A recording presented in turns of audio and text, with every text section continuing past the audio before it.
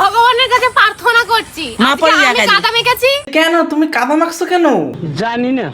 ভগবান যাতে আমার মাও কাদা মাখে। ভগবানের কাছে প্রার্থনা করতেছে যে ওর মার যেন কাদা মাখামাখি হয়, হ্যাঁ সেটা নিয়ে সে ভগবানের কাছে প্রার্থনা করতে। এই কেমন মেয়ে ভাই? জানি না। আচ্ছা নে হয়েছে কেন তোমার মা ধপ করে কাদার মধ্যে পড়বে কেন? তুমিও কি ধপ করে নাকনে জমিনি খাই উঠছো নি কাদার মধ্যে? বলছে প্রার্থনা করিস না এখন ভিডিও। মন থেকে প্রার্থনা করছি। আচ্ছা এখন ভিডিও মানুষ ভগবানের কাছে প্রার্থনা করে কি যে ভগবান যে আমার মা যেন ভালো থাকে সুখে থাকে, ঠিক আছে এইটাই প্রার্থনা করে। কিন্তু এই মেয়ে ভাই আলাদাই, আমার মা যেন থপ করে কাদার মধ্যে মুখ থাপড়ায় পড়ে যায়।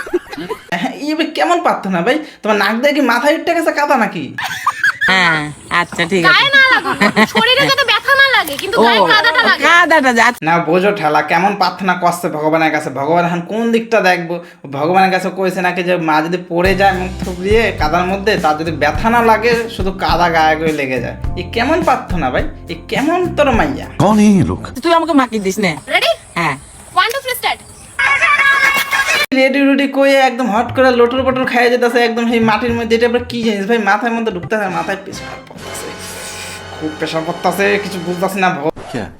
ভগবানের কাছে এই মাত্র প্রার্থনা করলো ওর মা যেন কাদার মধ্যে পড়ে যায়। হট করে আবার রেডি 1 2 3 করে আবার কাদার মধ্যে নিজে লোটর পটর খায় পড়ে রয়েছে। কি ভাই মাথা কি ক্যারাবেট গেছে? ঠিক আছে এবার সুইমিং পুলে একটু সাঁতার কাটো দেখি। বোঝো ঠেলা এখন মা এবার কইতাছে নাকি সুইমিং পুলে একটু সাঁতার কাটো। মাইয়ারা কইতাছে বলে ও কাকি সাঁতার কাটবো কোথায়? না সুইমিং পুলটা কোথায় রাখছো? ওই যে ওইটা সুইমিং পুল। या এই যেমন করে সাঁতার খেলে না, হ্যাঁ দেখি এরম এরম করো। সাঁতার কি এইখানে কাটে নাকি? পাড়ার সাইডে যে ড্রেনগুলো আছে না সেগুলোর মধ্যে খেলো গা যাও। এই তো এইবার মনে হচ্ছে আমার মেয়ে। ও কাকি তোমার মেয়ে কি এতদিন তোমার মেয়ে ছিল না নাকি অন্য কিছু ছিল?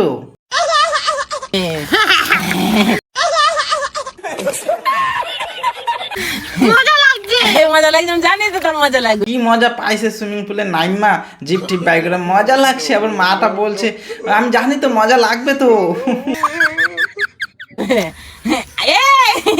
ওদিকে কাপড়টা ঠিক কর দেখি।